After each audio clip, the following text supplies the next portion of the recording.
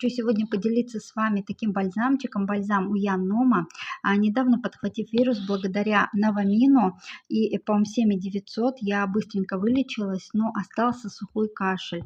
И недели две я не могла просто вылечить, буквально задыхалась вечером, когда ложилась спать. И вот решила попробовать этот бальзам у Ян Нома. Нисколько не пожалела, что начала им пользоваться.